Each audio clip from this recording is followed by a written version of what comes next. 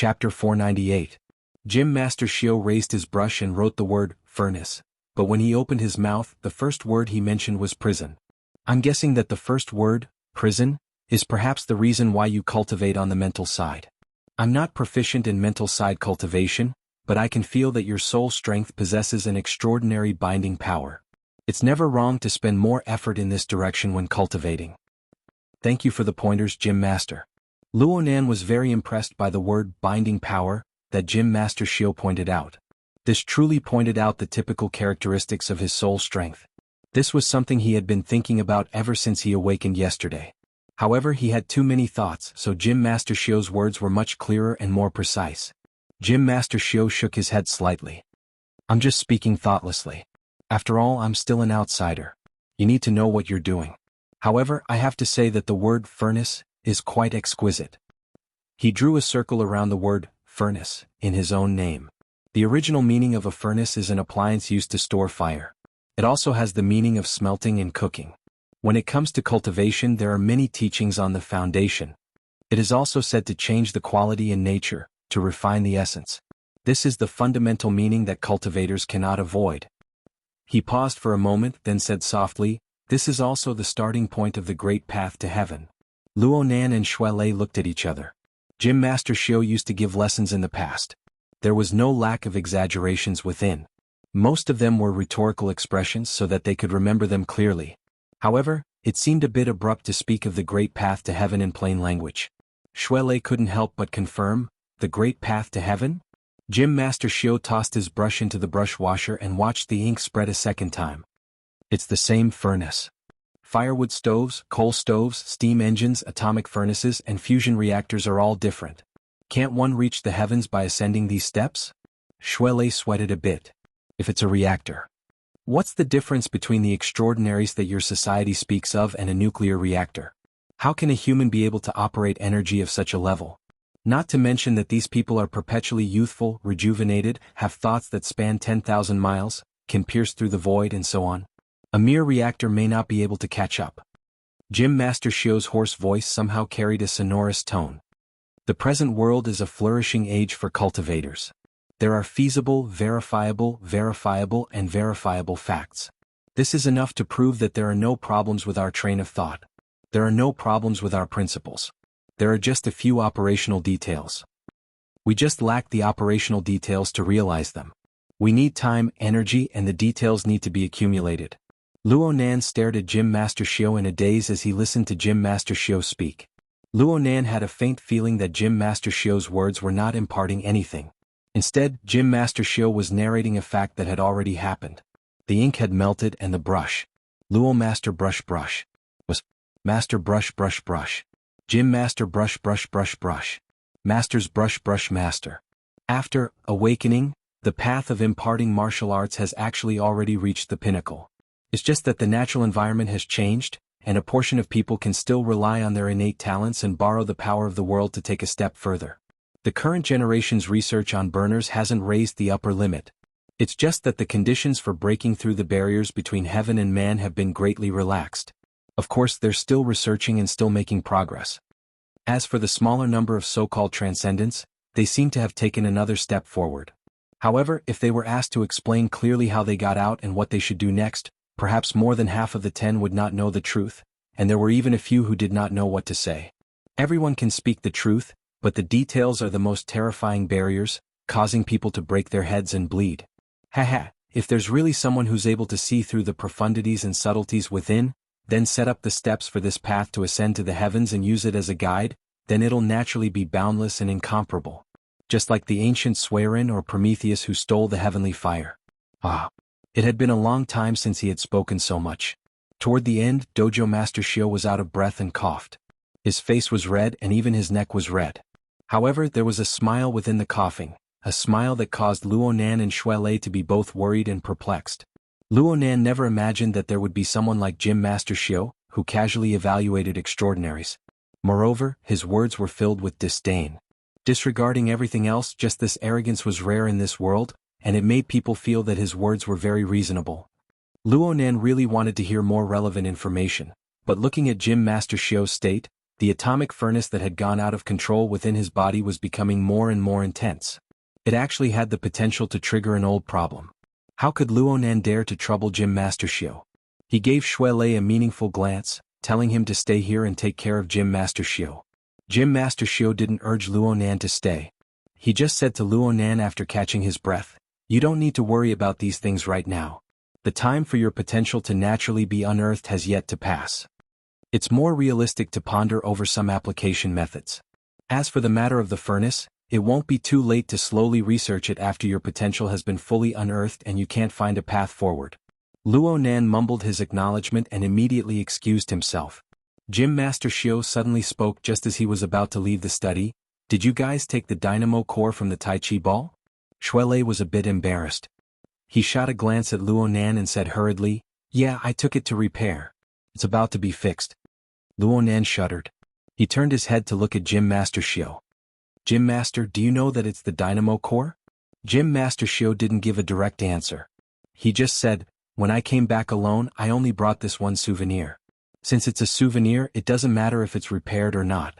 It was originally a defective product just like us right now. Go get it." "Us right now?" Shuelei gave Luonan a meaningful glance at this time, but Luonan didn't pay attention to it. His mind was surging with an endless tide. He used to believe that Gym Master Xiao was a great martial arts imparter hidden in the city. It was only today that he found out that Gym Master Xiao had a considerable understanding of the inner world, of burners, and even of a secret object like the dynamo core. Why was this so? Luonan didn't care about other things, but when it came to the dynamo core, this strange creation that was inextricably linked to his parents, it was impossible for him to ignore it. Luonan's thoughts were a mess and he simply stood at the door in a daze. But at this time, his wristband received a call, waking him up. Gym Master Xiao saw this and indicated that he could leave. Gym Master Xiao looked down at the ugly character Luonan had written. He had no intention of speaking. Luonan was conflicted for a moment, but in the end, his respect for Gym Master Xiao prevailed. He slowly turned around. At the same time, he lowered his head to look at the caller ID. It was Xie Junping. Luonan was just about to answer when he suddenly heard a voice. "Luonan." Gym Master Xiao rarely called Luonan by his name ever since they met. Luonan was stunned for a moment. He hurriedly ended the call and turned around. Gym Master Xiao didn't even raise his head. He spoke in a dull voice, "You have a good grandfather. He opened up a vast space for you. You can't let him down." "Yes. Thank you, Gym Master." Gym Master Xiao really didn't speak anymore. He just stood there like a statue carved from withered wood. Shuelei remained in the apartment, observing Gym Master Xiao's state. Luonan went out alone. He was still a bit absent-minded when Xie Junping called him again. "Where are you? Why aren't you picking up?" "I just left the Gym Master's house." "Oh, you're cultivating. Then you're still in the Riverwu district. You haven't forgotten what day it is today, have you?" "I remember. Isn't your initiation ceremony at night?" "What time is it right now?" "Hee. Are you driving?"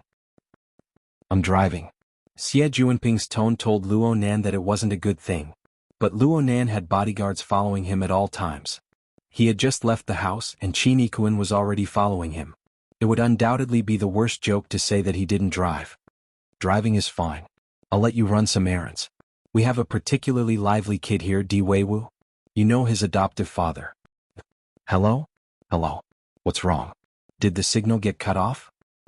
"No, I'm listening." Luonan was just a bit stupefied by the coincidence. They were just talking about the dynamo core, and now Xie Junping was suddenly talking about a person closely related to it. Was Xia City evil? Di Weiwu's adoptive father. "Yes, Worker Zhai. I know."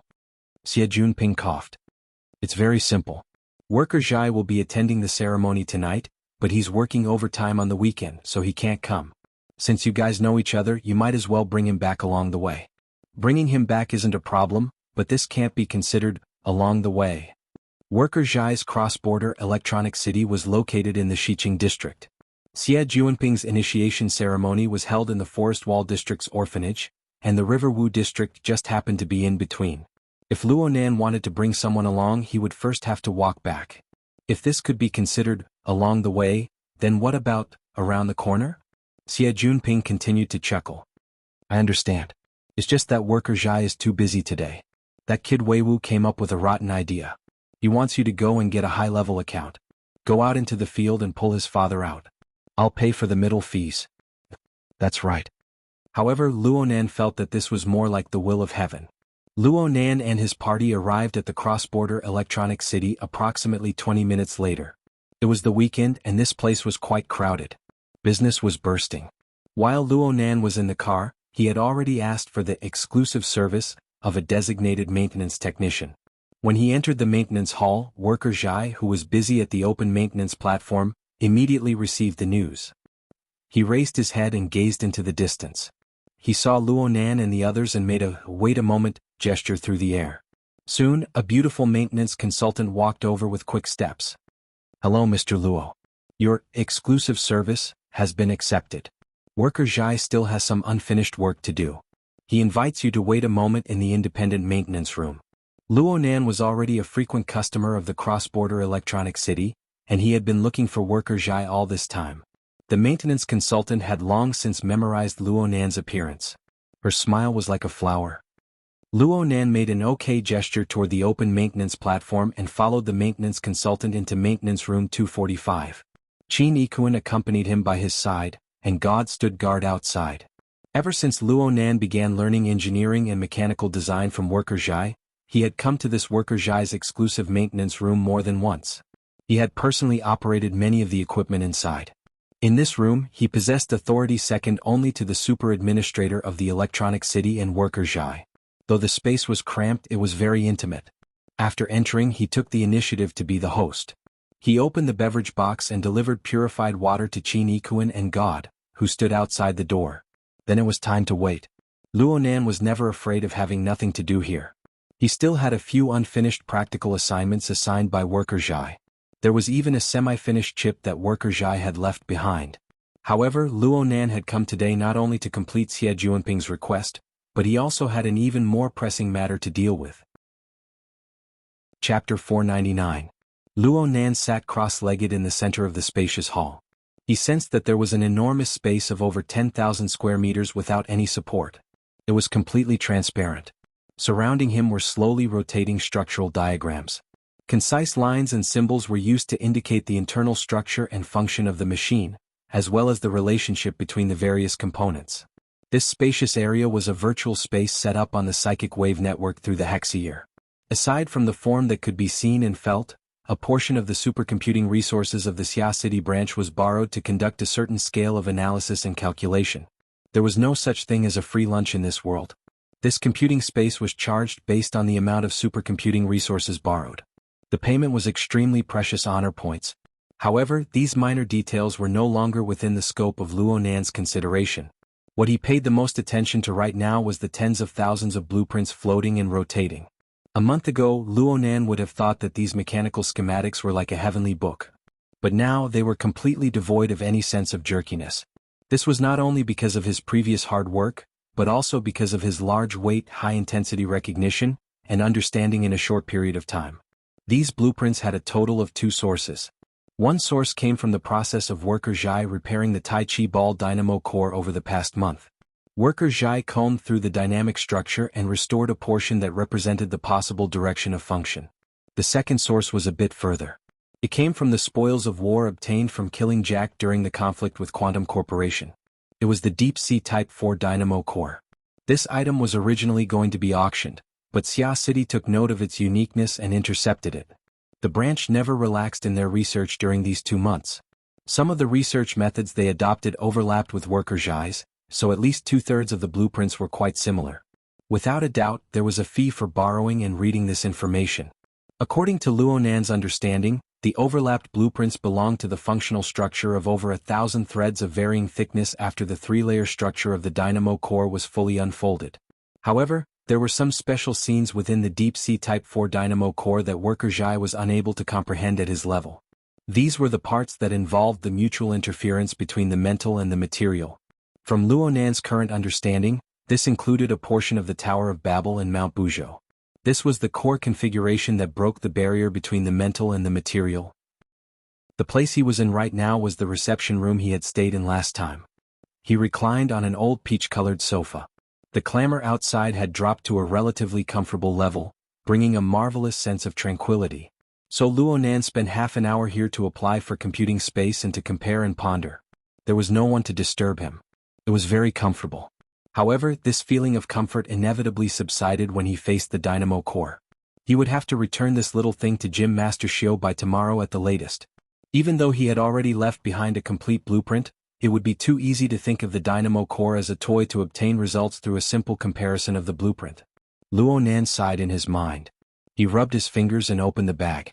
There were no other movements after that. The dynamo core in the bag floated up by itself. It passed through the opening of the bag and floated to a more spacious area outside. Buzz. A deep vibrating sound entered Luonan's ears. The dynamo core floating in the air first extended out 6 tentacles. Then the tentacles branched off one by one, forming 30 secondary branches. And on a level that was hard to discern with the naked eye, there were 1,240 even finer filaments. They constructed a complex and dense network that was distributed within an area of a meter in diameter. Luonan's thoughts turned once more. His soul strength and the material plane interfered with each other, forming nearly incorporeal waves that swept through the area. The changes in its structure were absorbed into his heart lake. It was just as the mechanical schematic showed. The complex structure was undergoing changes all the time. There was practically no good way to confirm its functions one by one, aside from a supercomputer. Fortunately, Luonan never hoped that he could decipher the ultimate mysteries of the dynamo core in a short amount of time. Otherwise, he would be looking down on the research capabilities of the entire Earth's academic community.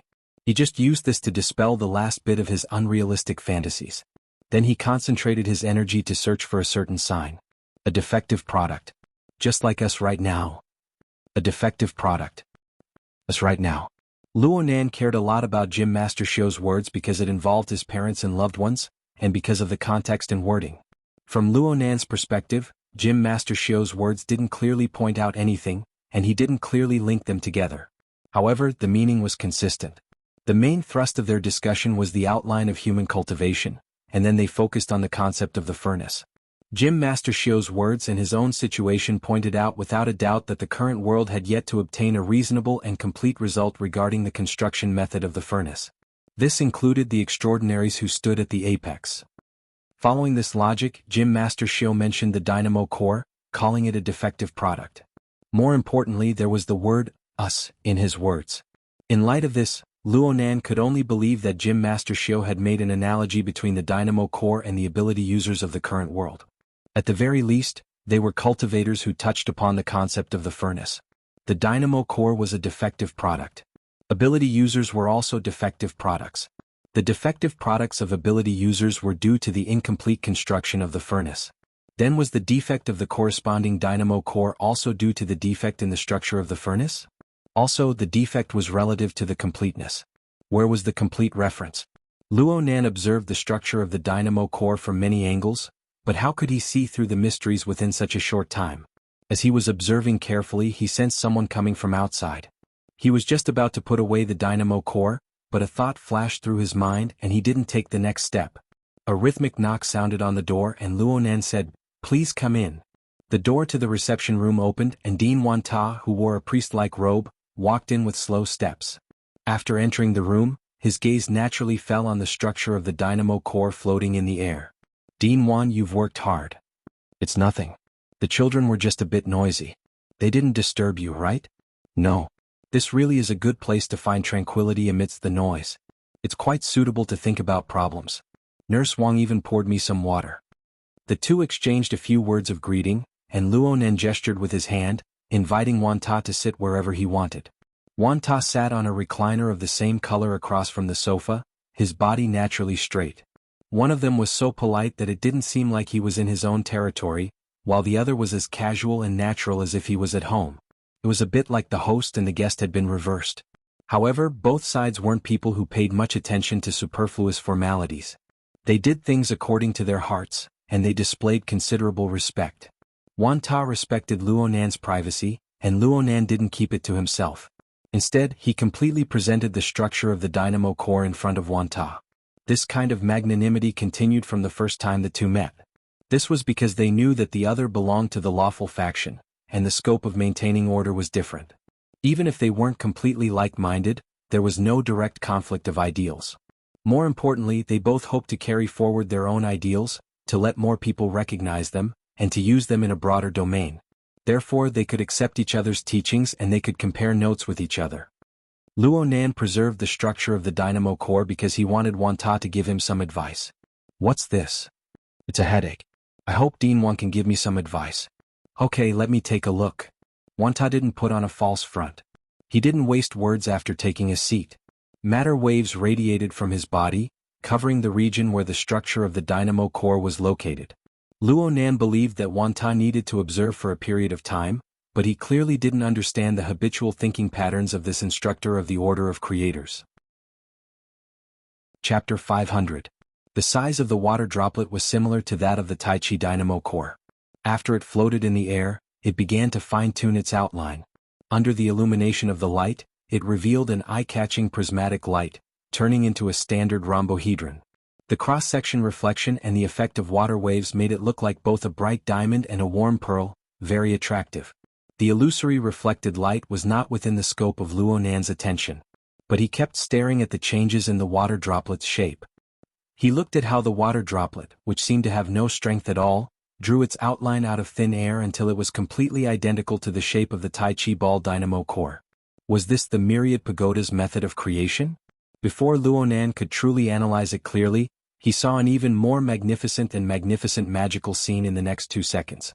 In an instant, the water was full of light. Thousands of illusory filaments bloomed, vaguely reflecting the light, like a cluster of translucent flowers. As the structure entered a stable state, the wonder disappeared as soon as it appeared. Luo Nan subconsciously sucked in a breath. Oh, sorry, it's still a little short. Wan Ta clenched his fist, and the water threads that had already dispersed instantly retracted, returning to their original water droplet form. He looked at the structure of the dynamo core, thought for a moment and asked, "Open the 3 layers one by one, right?" Luo Nan went, "Oh," and nodded. Then he came to a realization. His interference power changed, causing the dynamo core's fully expanded structure to recover, returning it to its original shape. Then he stimulated and opened it again. Wan Ta observed it carefully and was a little surprised. There is almost no change in the volume. This thing is made of a special material.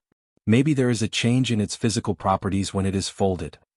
As he spoke, the water droplets were like the dynamo core, spreading out layer by layer. They no longer bloomed instantaneously like in the beginning, and the sensory stimulation was somewhat less. However, the inconceivable shaping and control power within was even more admirable. In a certain sense, Luo Nan could use interference power to construct fine structures, just like the condensation ring. Of course, he could also play with water. He had the soul cloak mode. Through the condensation ring, his divine will could fully interfere with the material plane. He could build a picture of the deep sea and even a wonderful space where water molecules were concentrated. But this method was used at the boundary between the mind and the material, between the virtual and the real. It couldn't be compared to the 10,000 pagodas creation technique, which embodied everything on a purely physical level. Luo Nan already felt that Wan Ta's methods were miraculous, but Wan Ta still felt that it wasn't perfect. It didn't conform to the law of conservation of energy if it relied purely on the dynamo core to generate energy. Even a reactor needed to add nuclear fuel rods. The powerful power possessed by cultivators was produced through the human body's absorption of food and other resources. A higher level could be explained as the mutual interference between the mind and matter, drawing special energy from other dimensions. From this point of view, the truth of the so-called furnace should be the integration and utilization of external resources. On this point, all 3 dynamo cores had shown their worth. The Tai Chi ball dynamo core absorbed external force. The Deep Sea Type 4 dynamo core absorbed the energy of the Deep Blue Walker's energy storage when Jack controlled it. The external neuron displayed its astonishing ability first, drawing electricity from the energy center of gear. Of course, they all went through a transformation process. Luo Nan hadn't been electrocuted to death by the high-voltage electricity. Gym Master Xiao had also said things like, upgrade step by step. Therefore, the standard of a furnace should be to convert external resources into a higher form of energy to achieve efficient utilization. Which one is more efficient?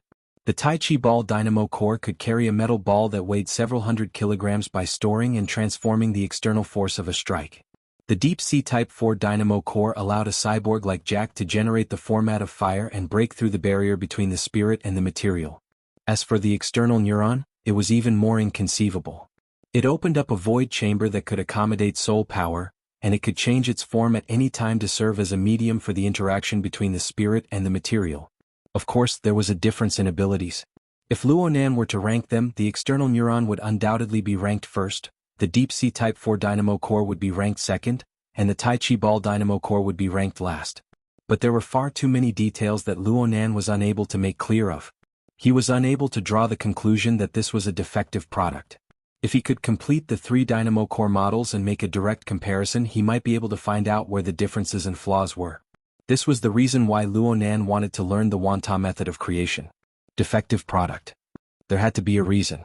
A moment later, Luonan flipped open his notebook and lit up the flexible e-ink screen. His gaze rested on a dark gray app icon on the main interface. This icon was in the shape of a tetrahedron with an inscribed circumscribed circle. It was the classic visualization diagram of formatting theory. Right now, it was displayed as an incomplete download.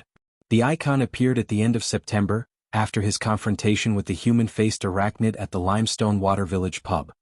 It represented his progress in analyzing the Wraith sign or the order framework behind it. Sometimes, it also represented the progress of his cultivation. However, ever since the incident at Frost River Reality, the progress of the icon's analysis had been stuck at the subtle number of 99%. It had remained stagnant. Even though Luonan's cultivation had made tremendous progress during this period of time, his level of understanding had continuously increased, and his development of the Wraith sign's abilities continued to deepen. The icon still had no reaction. If Luonan were to consider things from his previous perspective, he could only believe that his understanding of the Wraith sign and the order framework involved in formatting theory had not made any fundamental breakthroughs. But now he could not help but consider things from a different perspective. Was there a problem with the Dynamo Core itself? Luonan grew more and more impatient to learn the method of creation. However, the most important thing was to discuss the mysteries of the Dynamo Core structure.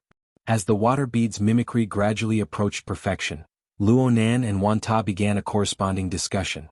Differences and arguments were unavoidable when it came to the details. We must consider the factor of materiality. The structure is the most crucial. Forgive me for speaking bluntly. You are running away from an unfamiliar domain. But I feel that we must first find the right entry point. And Xuanhuan, I believe that it is a bit biased to be completely bound to the material plane. The voices of the two grew louder and louder. The corresponding domain expanded, involving even more issues of philosophy. It could not be said that their faces were red and their necks were thick, but it was definitely not as harmonious as it was in the beginning. At this time, there was another knock on the door to the reception room. Little Featherhead Di Weiwu poked his head in from outside the door. His eyes widened. Are you guys going to fight? The discussion was forced to stop. Luonan and Wanta looked at each other and shook their heads at the same time. No, there's no such thing. Di Weiwu pushed open the door completely. He curled his lips and said, I feel like it. Brother Luonan, I know that your abilities are great and that you can fight super well. But we aren't weak here. The child could clearly distinguish between inside and outside. And though his words were casual, Luonan and Wanta discovered his nervous mood. It looked like he was really worried. Were they arguing very intensely before? It was likely that the discussion would not succeed today. Luonan smiled at Wanta and put away the Dynamo Core. He was just about to pacify the child when a directional message came over from the Hexier. The Society's guardian target, Sleeping Beauty, has gone missing. Please confirm and assist in the search. Ha! Luonan had yet to completely understand what was going on when another call came in. The caller was Yuan. Mr. Luo Ruewen has gone missing. She disappeared from the intensive care unit 2 minutes ago. Disappeared? Ruewen? Luonan's brain was a bit unable to react. Isn't her disappearance very? Luonan was a bit stupefied. It must be said that Ruewen was the freest star in his closed system. Even if she was lying in a hospital bed, her physical position was clear. She would appear and disappear in the projection of the format pyramid and the living starry sky. She would suddenly disappear for a period of time. She was uncontrollable. This was a situation from the beginning. He was used to it. Chapter 501. Ruewen's sudden disappearance caused the Xia City branch to be thrown into chaos. After all, there were many complicated issues involved aside from finding the person. A new mission channel had been established on the Psychic Wave Network. Fire, theft, Quantum Corporation, and perhaps headquarters as well. In a short amount of time, most of Xia City had been mobilized. It was a chaotic mess. Luonan could only leave the orphanage in a hurry after this happened. Before he left, he gave the Tai Chi ball dynamo core in his hand to Shuelei, who was also attending the ceremony. He asked Shuelei to return it to Gym Master Xiao for now. Then he took a car to Shangding Building to observe the situation. Luonan's thoughts were still unclear after he got in the car, but his emotions were still calm. He activated the resources of the sealed system to try and lock onto a target while he looked at the video Huiyuan sent him. The video was a surveillance record of Ruiwen's ward. The time shown was around 2040, approximately 5 minutes ago. At the beginning, the girl was lying peacefully on the hospital bed. There were a few monitoring and life support equipment on her body. Everything looked normal. But several seconds later, the slender girl's eyelashes trembled in the focal area of the surveillance video. Then she opened her eyes. The image was extremely clear, but Luonan's mood was a bit absent-minded at this moment. The girl's gaze looked straight at the ceiling. She was serene and calm, not revealing any emotions. She didn't look like the emptiness and bewilderment of someone who had been bedridden for a long time. Instead, she seemed to be extremely clear about her own circumstances. This scene made Luonan's heart inexplicably oppressed. This was a person he had personally saved. She was half a believer, but he couldn't say that he was familiar with her. Seriously, who else in this world knew of Ruiwen's true origins besides the laboratory of Quantum Corporation? Perhaps she was already used to similar situations? Luonan still remembered that when he faced Gong Qi, who had invaded the cloud world, only Ruiwen had given him a resonance in the entire sealed system when he was agitated and angry. It wasn't a resonance. It was a resonance that was true and void. She seemed calm on the surface, but there was an oppressive and flowing feeling of blazing heat. It perfectly matched Luonan's state of mind at the time. Was it an accidental coordination, or was it because of a similar experience? Luonan couldn't get an answer, but the emotions in his heart continued to ripple because of those serene eyes. He stared at the image a bit stunned. At this time, from the surveillance screen, it could be seen that because of Ruiwen's sudden awakening, the inside and outside of the monitoring room were also in a mess. Some medical staff opened the door and came in, wanting to do a further examination. It was conceivable that there would be more people rushing over from the outside. At this moment, the originally clear image suddenly blurred. In reality, it wasn't that the image was blurred, but the reality it reflected was blurred. On the sickbed, Ruiwen was like an illusory bubble. She flashed in the middle of the distorted light and shadow, then disappeared without a trace. In just a tenth of a second, the hospital bed became empty. All the tubes were loosened, and the nutrient solution dripped onto the bedding.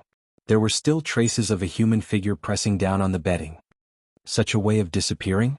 Luonan was a bit stupefied for a time. He hurriedly rewound the surveillance video to watch. The second time he felt a little more confident. His body and soul fused into one. This was precisely Ruiwen's forte. She was a special existence that wandered the boundary between the spiritual and the material. At that moment she was completely an incorporeal spirit. Naturally she could leave as she pleased. If she could leap into the deep spiritual plane of the Abyss region and the polar domain, even President Ouyang would have a hard time keeping her here. It was easy to say, but the more Luonan understood the know-how within, the more he felt that Ruiwen's actions had already completely exceeded the scope of the ordinary concept of supernatural power. The mutual interference of the material and the mental was understandable, but a complete transformation. How in the world did she accomplish this? Luonan didn't invest too much energy into this question. In any case, it was impossible for him to figure it out in a short amount of time. Compared to these technical matters, he was more concerned about Ruiwen's current thoughts. Why did this experimental girl, who resonated with a corner of his mind, leave? Where did she want to go? What sort of attitude did she have toward these people, especially him? He sat in the back of the off-road vehicle.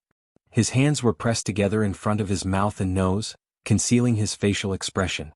He was even more focused, paying attention to the changes in the living starry sky at all times. Where was she? Where was she? The vehicle had already entered Xiqing district. It made an oblique turn heading toward the Lilan district. But then Luonan suddenly stood up. Wait a moment. Let's go order some wine. Beside him, Qin Ikuan turned his head in astonishment. Which one? Luonan's eyes seemed to be closed, but his other perspective within the living starry sky became clearer and clearer. Correspondingly, the resplendent stars shifted their positions, bringing slight ripples to the closed system. Linhai District. Huaying West Road. Dingyang Bar. Hurry up. God borrowed the rearview mirror to glance over. He swung the steering wheel lightly, and the vehicle left autopilot mode.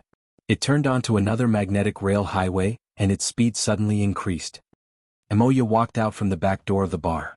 She used a wet towel with makeup remover to wipe off the makeup on her face. There was a wind gap in the back alley. The fine snow powder was like flying knives, whizzing as it struck her face. Amoya felt that this kind of weather was quite refreshing. But her companions in front of her had already shrunk their necks and were fighting to be the first to board the nanny van. Behind her, the new trainee agent cum star scout, Meng Fei, had long since taken precautions. She wore thick winter clothes that were simply prepared for trekking in the wilderness. But when she put it on her body, her originally stocky body became even rounder. She really didn't have half the graceful bearing of a business elite. However, she had come to learn from Luo Nan and to freeload a meal. She hadn't officially started working yet, so there was no way to use business etiquette to restrain her. Then she looked at the real agent, Mr. Hai Jing. He was dressed like a man. He wore a coarse trench coat with a dark red scarf. It was very fashionable. And his calm and unhurried posture with his hands in his pockets could even make young girls scream. He was more famous than a star, and he beat up the few disappointing third-rate rock and roll practitioners in front of him. Mountain Creek, which had already begun to be commercialized, spent less and less time in various bars and nightclubs. Most of their performances were friendly performances to repay their previous debts in the underground circle. At the same time, it also further fermented the results of the performance in the municipal square last month. The current situation could only be said to be lukewarm. Every day, they would increase the number of pre-sales for their debut album by a few numbers. That was all. Amoya wiped off the foundation, blush and the like and threw the wet towel into the trash can on the side. She had already calculated it, but she didn't expect a sudden gust of wind to blow. The wet towel hit the entrance, hung and fell out. Tisk, so unstylish. If the paparazzi bumped into her, she would be the legendary third-rate female star who casually threw trash. She had no sense of civility. She could get a place on the gossip forums. But she didn't need to fix it now. A strange sound rang out. The cleaning robot that was lying in ambush in a certain corner of the back alley was stimulated.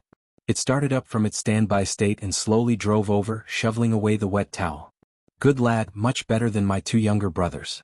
When the robot passed by, Amoya patted its silly, black and thick head. It's up to you to decide. Do you want to go home or go to your nest today? Choose A and bark. Choose B and be silent. The robot slid over expressionlessly. Okay, choose B. The corner where the cleaning robot had stayed before, which was also the place where junk was placed in the alley, rang with the flapping of wings. It sounded like a bird was struggling. Soon the sound of scrape was clear. It was a crow that was commonly seen in Xia City. Was it looking for food? There have been more crows in Xia City recently. Amoya felt that she would always encounter similar situations when she went out recently. Crows would fly over her head and around her from time to time. Fortunately, her luck wasn't affected. Hai Jing also glanced in that direction. It's hard to see other birds in winter besides crows and sparrows. Unless you go to the ecological park. Do you want to take a walk tomorrow? Tomorrow's agenda is to sleep late. You can ask Sister Meng to treat you. Treat it as a bribe. Say more good things in front of the boss in the future. Then forget it. One sentence from Sister Wei is worth 100 sentences from me. The return on investment is obviously not equal. Meng Fei directly flipped the hood of her winter suit over her head. She completely curled into a ball. In this damn weather, I'd rather go to the streets to do my homework than go to some ecological park. At least I can go to the mall to get some heat. Then I hope that you can discover another Sister Wei. Thank you for your blessings. In just a few sentences the topic had been changed to who knows where. At this time Malu stuck his head out of the car and urged them to get on. The group of people chatted and laughed as they got on the car. When they were about to get on the car, the cleaning robot had just returned to its original position. The car's lights were turned on, stretching its shadow diagonally forward. Amoya blew the guy a kiss. Thanks. Scrape. It was the crow dubbing. Amoya laughed and was about to get into the car when she suddenly shivered. Wait. She called out and jumped out of the car again. In the car, Shuei, who still had a date, was a little annoyed. Are you done? Amoya didn't care at all. She strode forward with her long legs and arrived in front of the car in 2 steps. At this time the headlights were pointing forward. The snow flew everywhere and reflected a distorted shadow inside the alley. In this long, twisted, chaotic shadow, Moya saw the shadows of the cleaning robot and the junk pile mixed together. At the edge of them there was a long swaying shadow. The edges were uneven and the bottom was slightly curved. It should be the wings of a crow flapping, and there was also half of its body. But below the long shadow there was a slender shadow. The front part of the shadow merged with the crow's shadow, but the shape of the bent joints could be vaguely seen. And then there was an even more obvious curve of the wrist and the straight line of the arm. Hai Jing also got out of the car and stood side by side with Moya. He squinted his eyes and tilted his head slightly.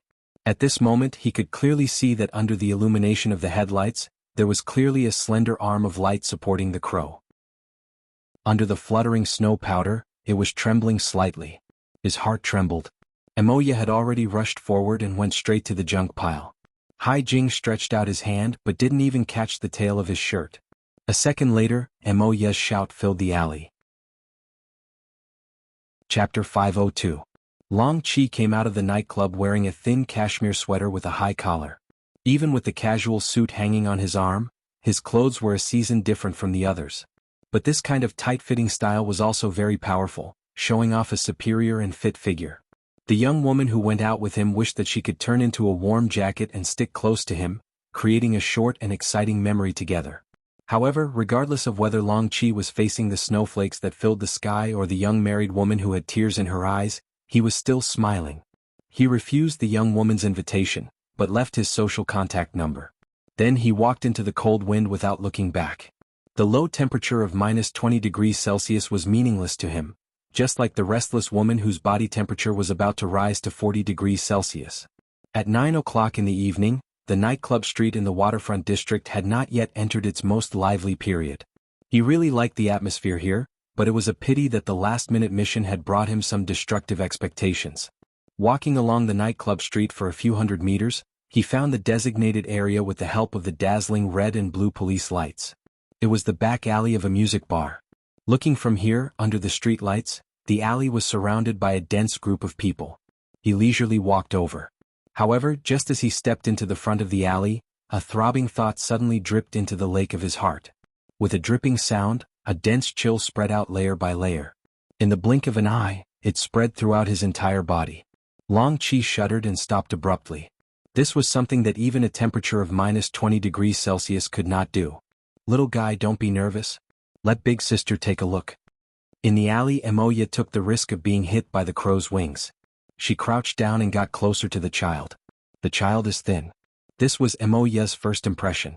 The child was wearing a loose hospital gown. His hair had probably not been taken care of for 2 to 3 months. It hung over his forehead and covered half of his face. Under the shadow of the pile of junk, the crows, and the onlookers, the fragments of light that shone and made his face appear even thinner and paler. It was inevitable that he looked a little gloomy. This made the child appear a bit more mature.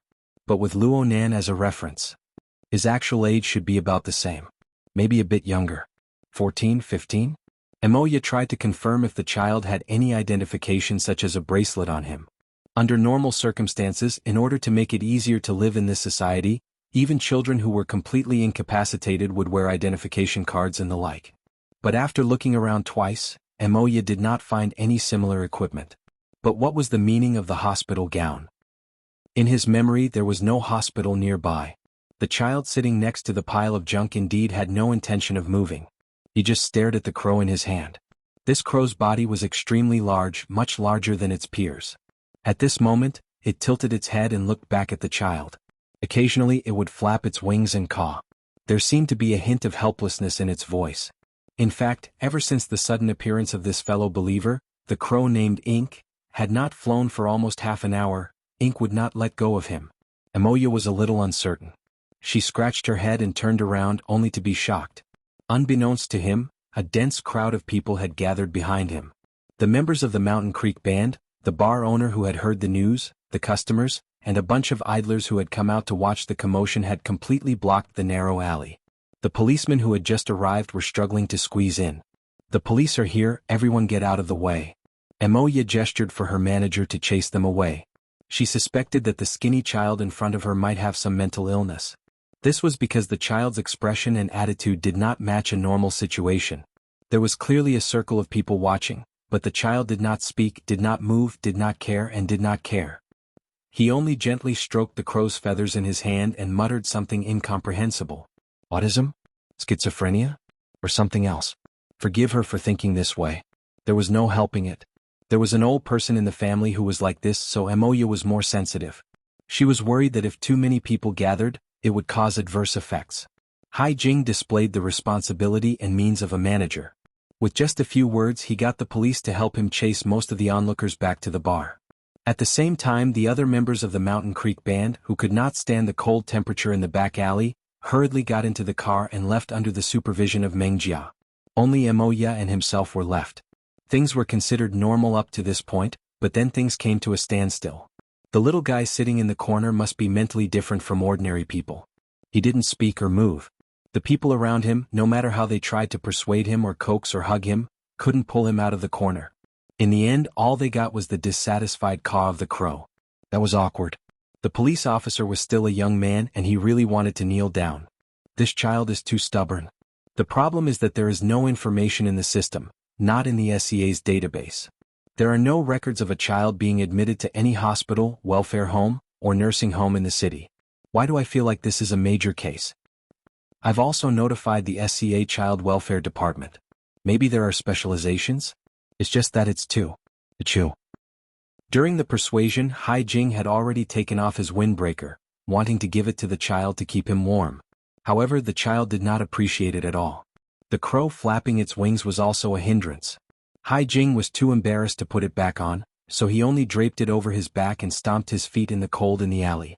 If the situation was not resolved soon, he might be sent to the hospital with a bad cold. But he was most worried about Emoya right now. This beautiful woman, who was highly radiant and cold, thought that she could resist the cold. The clothes she was wearing were just that, so she must have been badly frozen. There was a commercial show in 2 days and it would be troublesome if something went wrong. He tried to persuade her. Emoya, you should go back first.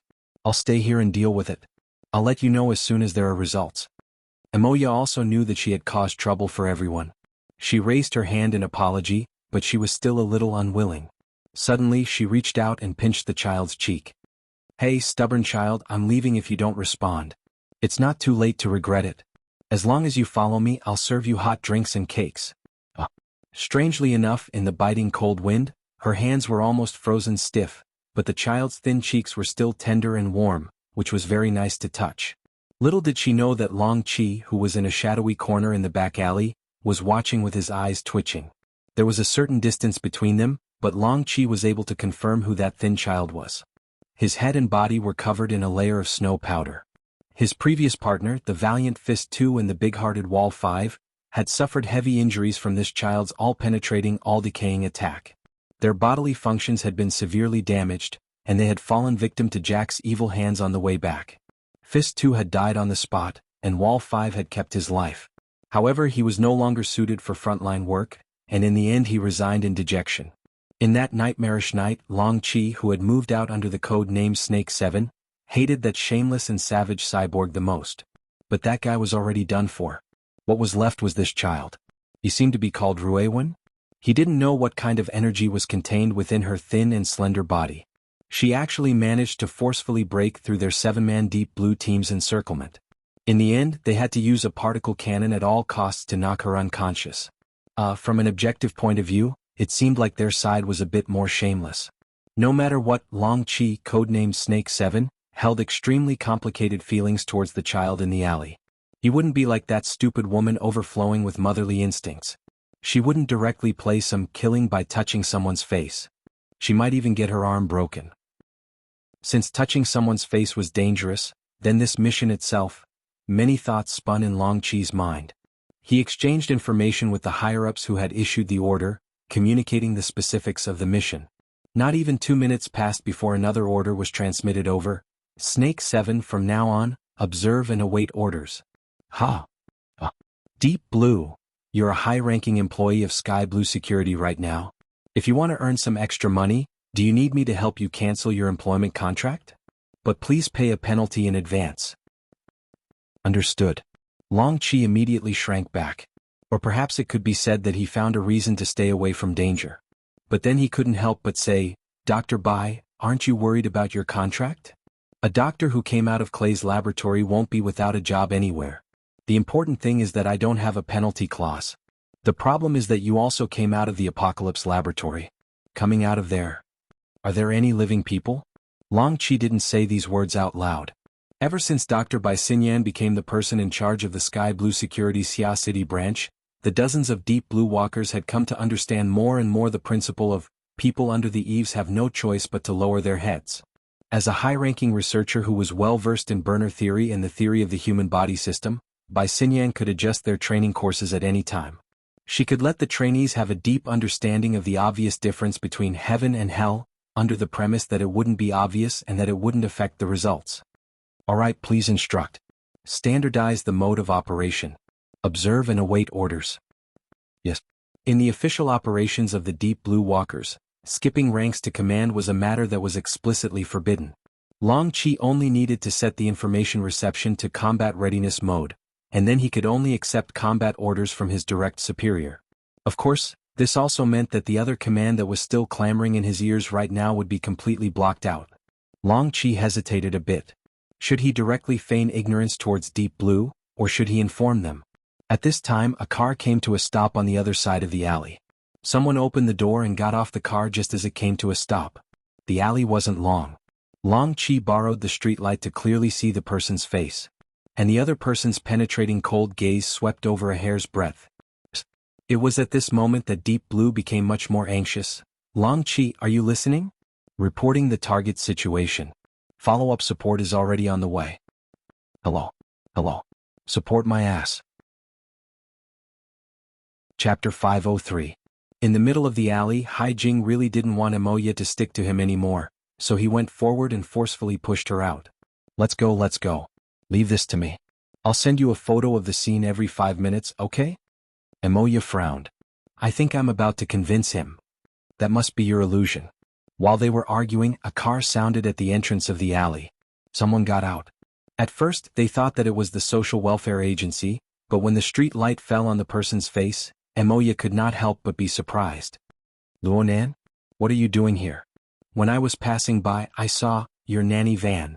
The reason that Luonan blurted out could be said to be full of flaws. But right now he wasn't in the mood to weave a more complete lie. His gaze went straight past Emoya's shoulder. From this angle he could only see ink flapping its wings from time to time. Ink being here was actually Luonan's arrangement. Because Emoya, who was always on the move, was not suitable for a large number of security personnel.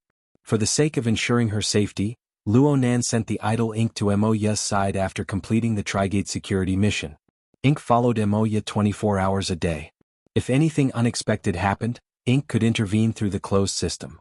But Luonan never expected that this sort of arrangement would actually attract Rui when over.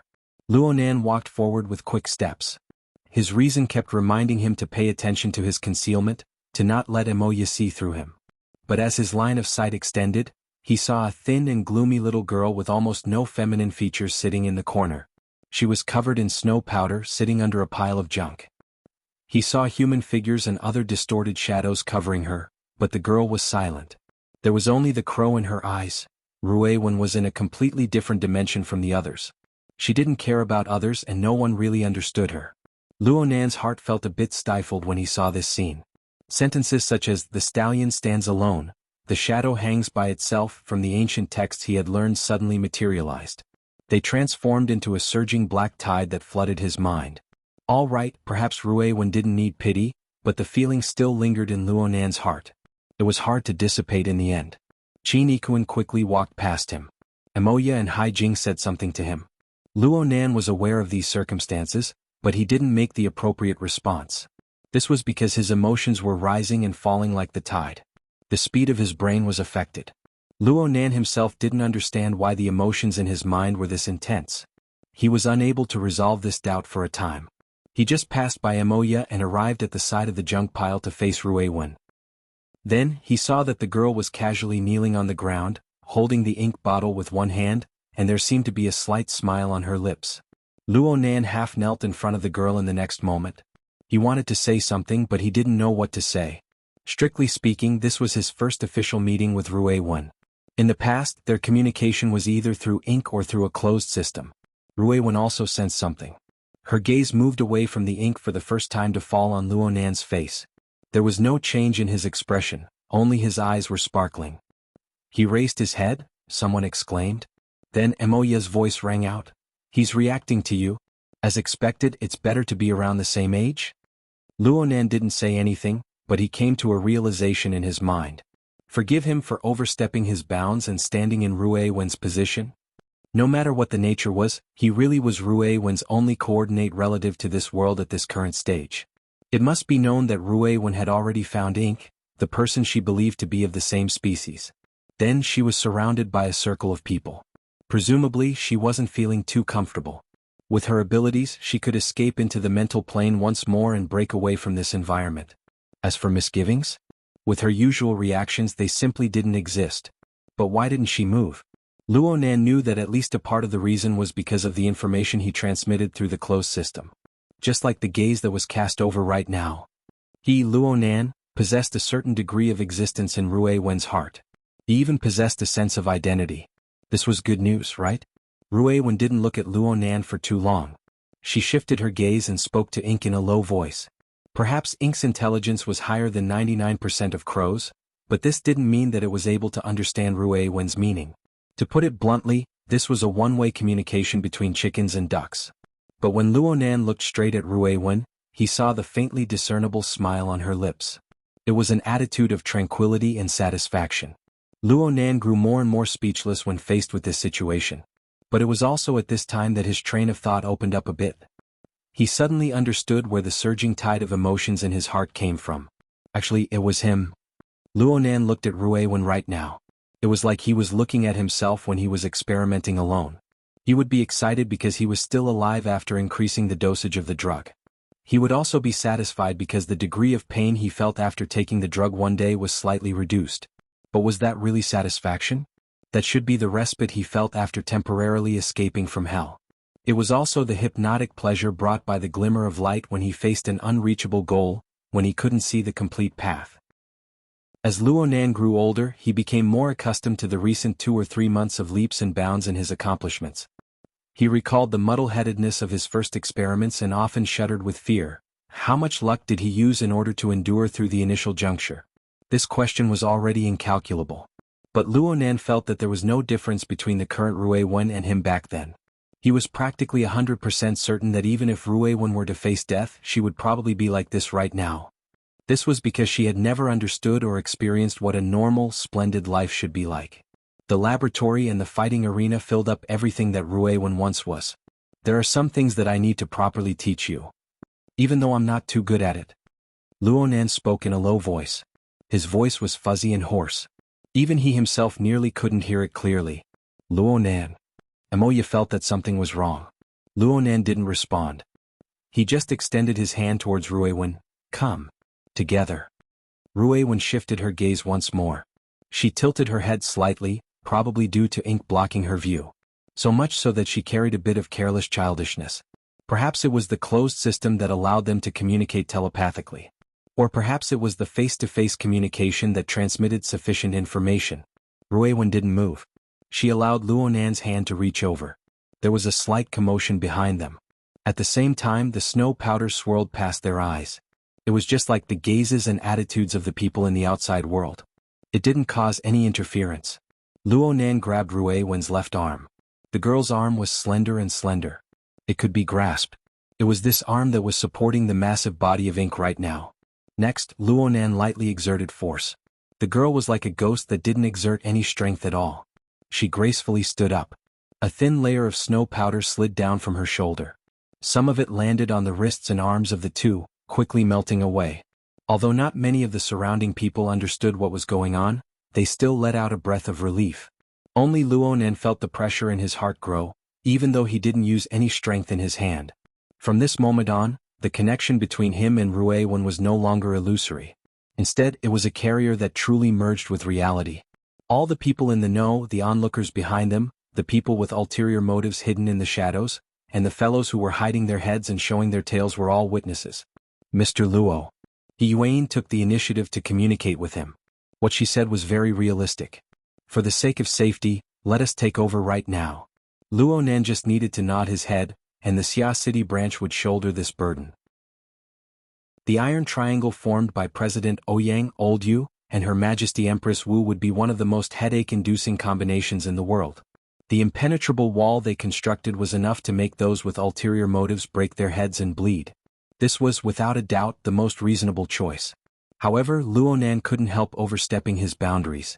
He tried to consider things from Rue Wen's point of view. Should he let her return to the intensive care unit? Or should he watch her over and over again in the snowy night with a crow as her companion, talking to herself in her own world for all eternity? This wouldn't do. I'll accompany her for a while. Luonan himself didn't have a clear understanding of what a while meant. As a non-security personnel who needed a bodyguard to protect him, there were many things he didn't have a sufficient position on. Let's just say that he had a childish illness. Luonan needed to clearly understand his own responsibilities and obligations. They were right before his eyes. Otherwise, this illusory courage and responsibility, which might have arisen from impulsiveness, might be crushed by the heavy pressure behind him. It would be hard to leave a trickle behind. Yuan didn't respond immediately. She seemed to be weighing the pros and cons. This reaction startled Luonan a bit. Could it be that Yuan was once again indulging his willfulness out of habit?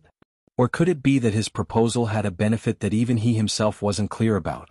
Luonan didn't understand for a time, but this gave him the confidence and reason to continue persevering. We'll be together. I can't speak of anything else, but at the very least in this world, a fellow who can do something unfavorable to us and catch us unprepared has yet to be born. Luonan really didn't have the face to say these last words. But in this moment when his thoughts were clear, he really did do something. Ink was a bit restless. It flapped its wings, and this time the force restricting its flight suddenly disappeared. It flew into the air as if relieved of a heavy burden, circling above the alley. But at this time, the snow powder floating down from the sky suddenly became much more sluggish. Icy cold liquid seeped in through the gaps between Ink's feathers. It was very uncomfortable. In the shadows of the alley, Long Seven was under Qin Ikuan's near face-to-face surveillance. He behaved like an ambassador of peace. His entire body didn't make any unnecessary movements. But at this moment he subconsciously raised his head. The water droplets hit his face and immediately turned into ice. The cold penetrated into his bones. It was unknown when, but the fluttering snow powder transformed into a special form between ice particles and water droplets. Was it hail or freezing rain? Chapter 504. Why aren't you moving? He's right there. We need to observe. I just need him to cooperate. I'm not asking him to risk his life. I need to outsmart him. Then that's really unfortunate. That unlucky bastard has already been exposed. Do you remember? He once met your target face to face. If you really want to go, then it won't be outsmarting him. It'll be a provocation. Not only do you want him to go provoke a dangerous target, but you want him to provoke a paranoid maniac who can slaughter half of Xia City at any time? What does half of Xia City have to do with me? You're very clear on C-2834's value. Her value is immeasurable. Don't talk about half of Xia City. 10 Xia cities, 100 Xia cities. Are you sure that the Federation Council agrees before you say these words? There are 88 large metropolitan areas in the world. 100 Xia cities. How do you convert them? Don't try to sell your glib tongue. Think about your ex. I'm not married and I don't have a formal relationship. What do you mean by ex? We're not familiar with each other. I can sue you for slander if you speak carelessly. By Xinyan. The other side slammed the table. You've been in Xia City for the past 2 months. You haven't done a single thing that you should have done. Instead, you've gotten along well with the Xia City branch. You've put in a lot of effort in treating Luonan's injuries. Now you're evading in every possible way. I seriously doubt your position. If this matter isn't handled properly, then you'll have to take full responsibility. The irrational communication was cut off at this point. But then again, wasn't the other side just shouting that last sentence? Everything was a routine. Bai Xinyan didn't care, but she wouldn't let the other side succeed. After the communication was cut off, she immediately sent a text message to the other side. Appeal to the higher-ups. I'll let you go first. 3 seconds later, the communication was connected again. It was the same person, but the hysterical mood was close to non-existent. He was just a bit irritated and helpless. What the hell do you want? This is what I want to ask. Ever since C-2834 entered the Shangding building, all relevant information has been reported to the lab through a stable channel. I can imagine that in the future, as long as C-2834 is under the control of the Xia City branch, there will be a steady stream of information. What else do you want? Research requires first-hand information. You should understand that the existence of C-2834 indicates that there is a huge problem with the direction of the Bloodline project. If we can't find the root of the problem, this project will be stalled indefinitely. Instructor Li Wei is very angry about this. We are also under a lot of pressure. Speaking of that name, the voice on the other side instinctively lowered. I understand. That's why you're acting like a cornered dog jumping over a wall. Or rather, you're putting on a show for that person. The other party froze. Bai Xinyan smiled. Fortunately, you haven't completely lost your rationality. At least you still have the idea of outsmarting the enemy. The beginning is still acceptable. Even if the follow-up plan is too horrible to look at, that's not a big deal. As long as you understand that your life is precious, this is still an era where you can be willful if you have money. The other party spoke again. What do you think? I'm now the manager of Quantum Holdings, so I naturally have to consider things from the company's standpoint. Therefore, I think that as a company, the person at the helm must show the courage of a capitalist. If the project can be solved with money and can be profitable in the end, don't consider other means. Throw money at him? Too rough. Right now, storytelling is rather popular in the capital market, especially in the early stages. We can first test the waters. What do you think of the name Miss 2 in 1,000? The other party was silent again. As a senior executive of the Deep Blue World Joint Project, he was deeply involved in the relevant matters. Of course, he knew what the ratio of 2 in 1,000 meant.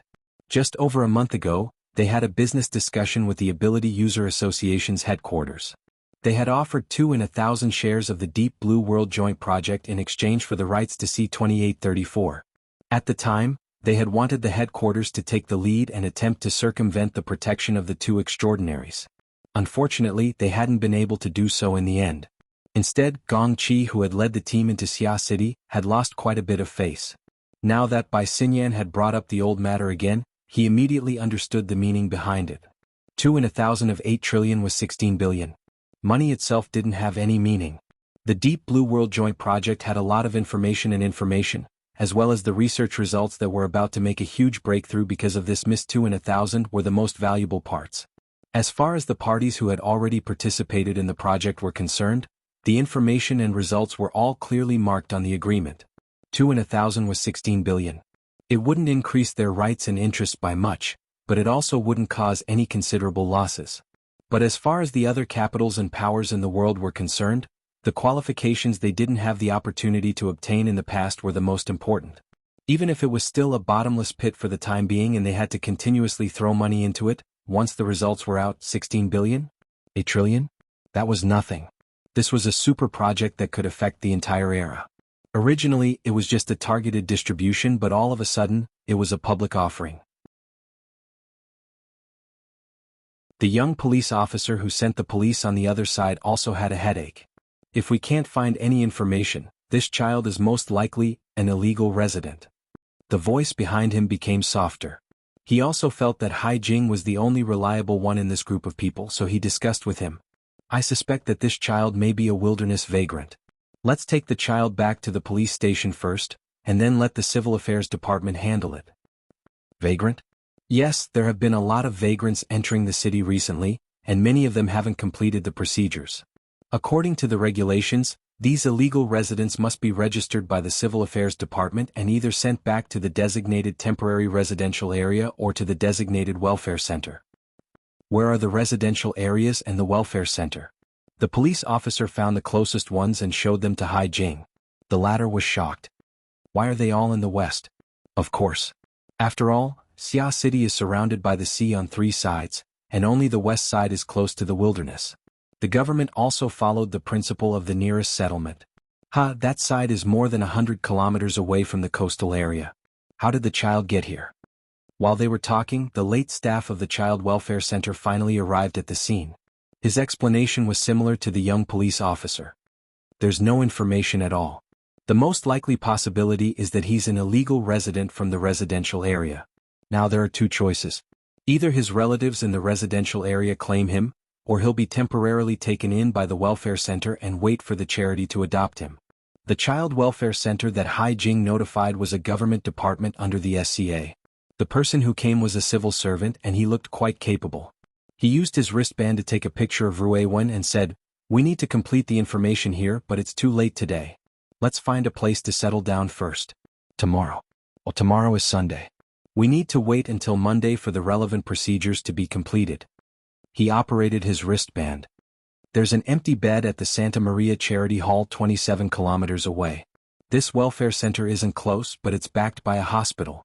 The facilities are more complete, and it's more convenient to collect information. Amoya and Hai Jing glanced at each other. It seemed that this was a good way to handle things. Just then Luonan raised his hand. "How about this? I'll stay with her at the welfare center for one night. When that time came, the branch should be able to prepare the relevant information. Setting up the identity of a vagrant and appointing an adoptive family was a good background." "You." The staff of the welfare center furrowed his brows. "You are? We're the informants." But Luonan wasn't afraid. He had Ruiwen by his side and she had placed her trust in him. The illusory courage and sense of responsibility in his heart was hammering into reality bit by bit. He had to do something and he was already doing it. A thin layer of sweat seeped out of his body. This was a natural reaction after consuming energy. And right now, the rate at which his soul strength increased was rapidly slowing down. Even his reserve water level was dropping.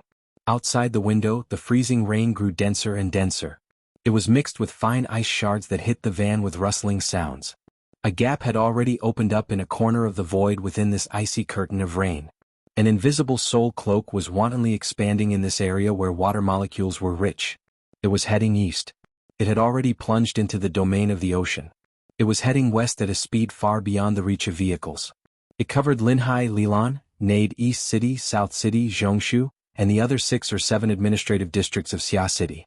It covered an area of nearly 10,000 square kilometers. In a few more minutes, West City, Pingjiang, River Wu, Woodwall, and the other western administrative districts would be covered by the Soul Cloak. Chapter 505. The small mechanical spider crawled along the corridor. It was fast, but it didn't bump into any railings or corners. This was a popular bionic toy, and it was also the favorite of the children in the orphanage. Many people might think that it was ugly, but most children still thought that it was cute and sometimes cool. Especially when it was wandering in the dark, its 6 sensory eyes would flicker unpredictably. It could scare people to the point that they would jump in fright. Without a doubt, this was the favorite of those naughty kids. The toy spider in the Santa Maria Charity Hall was only a basic version. Although the 6 sensory eyes could send and receive signals and identify directions and obstacles, so that they wouldn't be reduced to mere decorations, they didn't have imaging functions. However, for some people, a simple stream of information was enough. 2 blocks away from the Santa Maria Charity Hall, the straight line distance was about 3.5 kilometers. Inside a high-rise office building, the lights were still on at 10 o'clock in the evening on the 75th floor, even though it was a weekend. The relevant personnel were hurrying to set up the relevant equipment, and some people were already playing in front of the temporary workbench. Come on, give me a big signal. Get out, I'll shoot you in the face with little noise." The young black man in front of the workbench was wearing headphones. His body continued to move rhythmically, and he was completely immersed in self-entertainment. Nobody bothered him. On the one hand, this was his working state, and on the other hand, it was none of their business.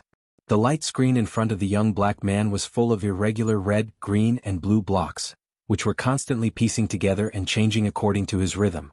There seemed to be some pattern, but overall it was still very blurry. Batu, the operations director of Put Service Company, stood behind the young black man with a serious expression, but he was actually quite envious. The noise in front of him was a very outstanding reconnaissance ability user. He could capture monotonous and fragmented signals and complete the outline of the scene. He could also carry out high-power active interference. Through specific amplification equipment, his range of influence could reach hundreds of kilometers away. He could be described as a human-shaped radar and electronic interference system. Such talents were usually intercepted by the military early on, and so was noise. However, this guy had psychological problems. He claimed that he was big and couldn't control his crotch, so he should have been shot if he committed a crime in the military. However, he was taken out by a certain powerhouse and joined the powerhouse's team, continuing to cause trouble outside. Tonight was a joint operation between Put Service Company and that powerhouse team. According to the accurate information obtained from both sides' channels, The current temporary resident of the Santa Maria Charity Hall, the girl named Xuanhuan, already had a net worth as high as 16 billion. Moreover, it was a discount from the shares of the Deep Blue World joint project. Whether the information was true or not, it would be up to his superiors to judge. As for how to interpret the value of the information, there was no need to go into detail. The most realistic situation was that every power would swarm over as the news spread. They must seize it as soon as possible. The branch in Xia City would also respond quickly. It was hard to say what would happen next. But tonight, because Xuanhuan had entered the secular world, she was placed in this charity hall. She was temporarily separated from the core protective network of the Xia City branch. Without a doubt, this was their best and last chance. Put Service Company was a medium-sized assassination service provider. It couldn't be considered to be at the top of the industry. Noise's metal hunting group was an extraordinary business, but there was still a considerable disparity when compared to the standards of the Xia City branch. Even if both sides joined forces, they still didn't possess the strength to directly confront Ouyang Chen and Her Majesty Empress Wu, too extraordinary. They could only catch them off guard by surprise. Of course, they also needed to have sufficient methods of shifting the blame.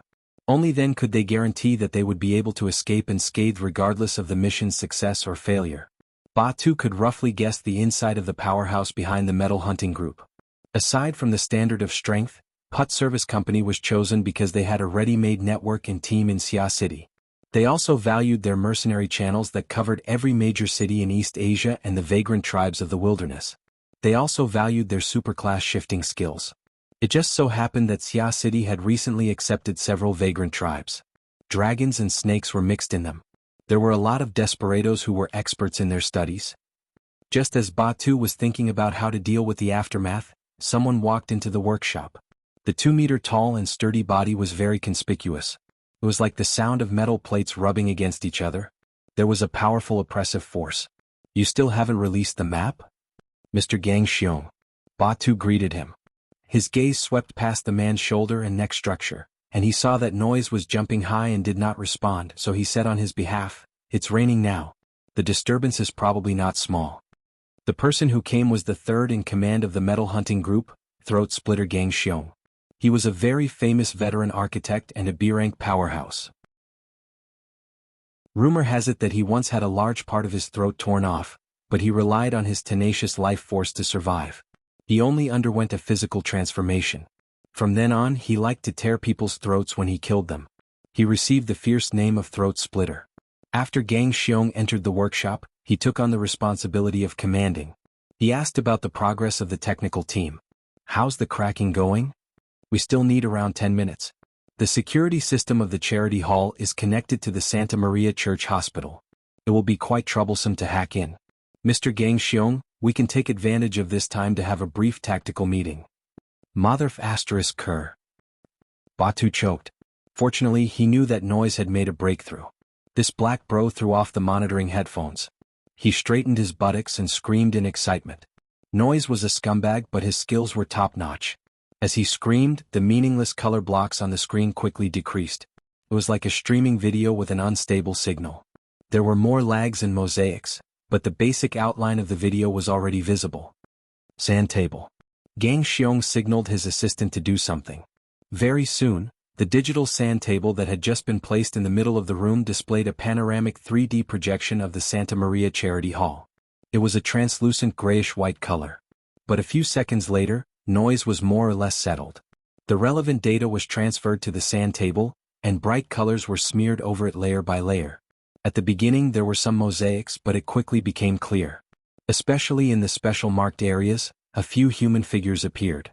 In the sand table projection they were about the size of a finger, but their appearances were similar. The details were exquisite and they were lifelike. They were the target of their target tonight. The charity hall was quite generous to temporary guests. The individual room on the first floor of the residential area was located at the corner of the building. Because of the flower bed, it could be considered a relatively independent half-enclosed courtyard.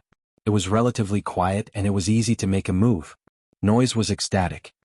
Damned weather, damned weather, damned weather. I'll let you guys experience it. The sand table projection was covered by a blurry curtain of rain as soon as he finished speaking. Batu furrowed his brows but didn't say anything. It wasn't bad to be able to restore the scene in a more complete manner. through this curtain of rain he could also see a few details. In this freezing rain environment, low-altitude drones can be eliminated. A large lump of ice will fall in less than a few minutes. Gang Xiong was expressionless. He tapped the edge of the sand table with his finger. What else? Ba Tu was stunned, and Noise began to laugh mischievously. At the same time, the blank area in the sky above the projection showed the avatars and simple information of the 5 targets. Professional bodyguards with ability, former military deep blue walkers. And this, a humanoid infrasound array. Every time Noise mentioned a person's characteristics, a circle of special colored areas lit up in the projection area. Qin Ikuan's sensing range is approximately 30 meters. God's ability is a bit worse, approximately 20 meters. But you have to pay attention to the car parked beside the dormitory building. It is equipped with extremely sensitive sensing equipment. It is recommended that you don't use high-powered equipment within a 2-kilometer radius. Within 100 meters, you can view him as a mental sensing expert. Only now did Ba Tu know that Noise could actually capture information about the target's mental sensing range and reproduce it. It was truly inconceivable that his scouting ability could be displayed to such an extent. Noise had long since gotten used to this job. Of course there's that youngster. Let's do a zoom. Alright, we need to expand the range of the model. At least 3 kilometers. That shameless little fellow has a sensing radius of 3 kilometers. Ba Tu was stunned. Radius or diameter? Noise chuckled. Are your ears not good? I said it was a radius. Everyone's luck is pretty good. We're separated by 2 blocks and diverged by 500 meters. Otherwise, we would be carefully considering how to resolve the awkwardness. Resolve the awkwardness? It should be said that they were running for their lives. While Ba Tu rejoiced, he still found it somewhat hard to believe. A sensing range of 3 kilometers. Could that fellow be an extraordinary? Noise ignored him and continued with his work. Next, dark scars hung down one after another in the projection area. Gang Xiong was rather interested. What is this? I don't know. In any case, it's very irritating. Back when I was stuffed into the military prison and had my ass busted, it was more or less the same feeling. Just this information alone can be sold for 1 million or 800,000 without a problem. If any of you dare leak it out, you'll be my enemy. Ba Tu's head was a bit swollen. If it really is 3 kilometers, any frontal operation is meaningless. Discussing this topic is really meaningless. Gang Xiong casually waved his hand, moving the 3 most threatening figures to one side and gathering the other 2 normal people in the middle. If these 5 people are all staying at the charity hall tonight, there's practically nothing we can do apart from forcefully attacking. This is the worst-case scenario. I'll consider canceling this operation. Ba Tu nodded. I agree. Gang Xiong sneered. That's not very likely. The charity hall isn't a hotel, and our pioneers aren't idiots. From Ba Tu's understanding, the so-called pioneer should be Quantum Holdings. According to the intelligence channels of the 2 partners, Luo Nan's group arriving at the Santa Maria Charity Hall had traces of Quantum Corporation's operations. Perhaps the other side also wanted to catch them off guard. Gang Xiong didn't care. We're only considering the latter scenario. This woman and her manager will leave. Maybe they'll give her a bodyguard. Maybe they won't.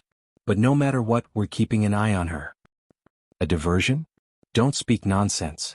Gang Xiong swept his ice-cold gaze over. You must have forgotten this. His finger pointed at the core position marked on the sand table. Our target is this Ruiwen. She's also someone who dealt with Quantum Corporation's Deep Blue Walker Squad. It's said that her close combat abilities are extremely strong. Do you want to verify it? Gang Xiong waved his hand without waiting for Ba Tu to respond. If we really touch her, our plan will pretty much be finished. So we're only considering her. Gang Xiong flicked his finger, forming fine ripples on the projected virtual interface. It doesn't matter how many people leave. We only want her. Get rid of the bodyguard and send the manager's head back. Also, Noise, it's time for you to show off. We need to record an additional video. Is it the kind I like the most? Noise's wide mouth opened, revealing white teeth and a purple tongue. Together with the light and shadow on the sand table, it formed a strange image. Can I let loose and play? Steel, you can always get to where I itch the most. That woman's waist and legs are too great. She's definitely a good gun rack. I'll take good care of her. I'll just break her 2 arms. Gang Xiong didn't pay attention to Noise's wild imagination. He just zoomed in on the projected area again, making the map show a wider area to plan the subsequent route. Putt Company's mercenaries will be useful after the attack begins. Stop them on the spot and delay the other side's rescue speed. It'll also give him time to watch the video. I hope you've made sufficient preparations. We've prepared 4 teams and we've also prepared a wonderful disturbance. Batu was quite confident in his profession, but right now he was a bit unsure. But Mr. Gang Xiong, are you sure you want to make a move on that person's sister? If you mess up. We're cooperating with your company because we like your operational abilities. We have a good target to frame, right? That's right, but. No buts. That young man himself is worth 16 billion, but he definitely shouldn't tie himself to the future power of this planet. He and his family don't have this right. Gang Xiong acted like a philosopher. His thick lips cracked open. If he can survive, he might even be able to foil our operation tonight. But for a long period of time, he'll have to face similar situations. I hope he can make a choice in time. Otherwise, he'll definitely be running for his life until there's nothing left to look forward to. Batu didn't say anything, but he made up his mind to apply for a transfer after this. Otherwise he might end up as cannon fodder. Gang Xiong concluded, what he does in the future has nothing to do with me. I need opportunities and time. I just want long legs. F***ck, F***ck, F***ck, F***ck. Noise responded loudly, getting more and more agitated. Gang Xiong still didn't care and continued planning the route. Our retreat direction is the sea. The closest place is the south coast. We can also avoid the Lilan district in the northeast. Oh, Gang Xiong, hurry up and start. My crotch is about to explode. As he spoke, Noise actually began to loosen his belt. He completely disregarded the current situation. This fellow was a complete pervert. I won't cut your thing, but I can pull out your throat. Gang Xiong finally issued a warning. Batu let out a sigh of relief when he saw Gang Xiong restraining him. But he soon realized something. His expression quickly changed. Go to the sea? That's not what we originally agreed on. Yes. You want to enter the wilderness and use your outstanding ability to fish in troubled waters. And this is what we need. But if we head there directly, we need to traverse the entire city of Xia City. With the coverage of the psychic wave network, I don't think we have this opportunity. The sea is completely unobstructed. We can first enter the sea and then circle around the defensive line of the coastal defense forces. We can land ashore and cut into the interior from Mahjong. Although we'll take a long detour, we'll be able to catch many people off guard. Gang Xiong moved the core of the projection back to the charity hall. Before that, don't forget. Before we reach the sea, all we have are hostages and bargaining chips. The most important thing is how to get our hands on the target. Our boss is waiting in the open sea. Mr. Jin Tong? Batu subconsciously felt a bit of reverence when he heard news of extraordinaries. Gang Xiong was even calmer. Boss Jin is coming from the sea. Of course we have to go to the sea. Otherwise, do you really think that Ouyang Chen and the martial monarch are watchdogs and ant queens? You won't take them out of their nest?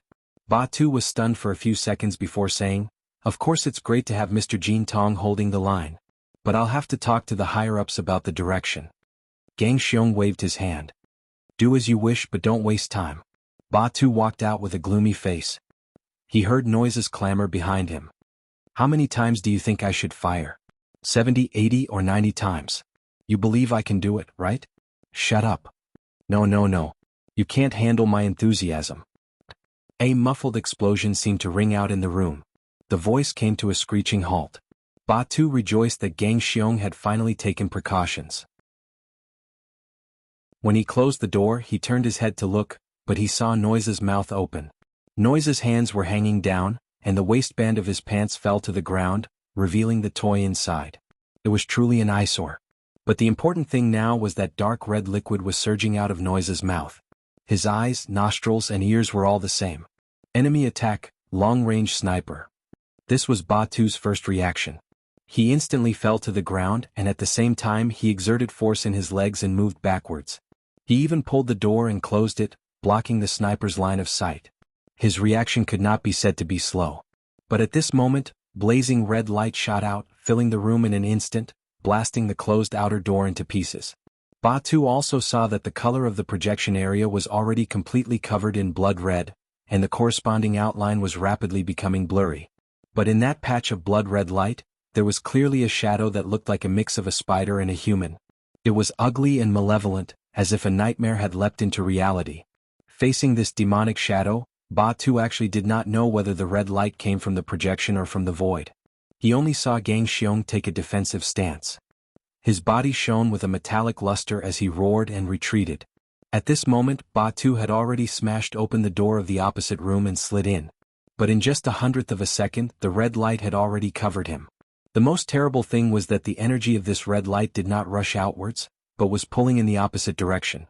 It was like an invisible whirlpool, forcefully pulling Ba-Tu's body towards the area where the blood-red light was the thickest. That center might be the fatal gates of hell. Ah! Ba-Tu desperately stretched out his hand, wanting to grab the door frame of the opposite room. But the moment his fingers touched the frame, the suction suddenly disappeared.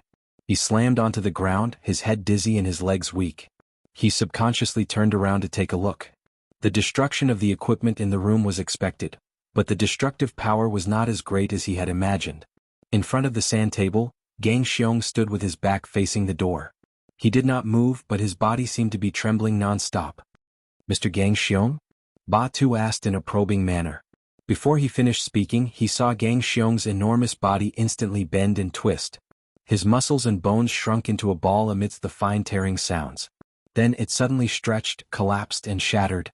The same fate also included those operatives on the ground. An invisible force field covered the entire room, leading everything, but Ba-Tu would rather believe that it was a demonic plate of flesh and blood that came from hell.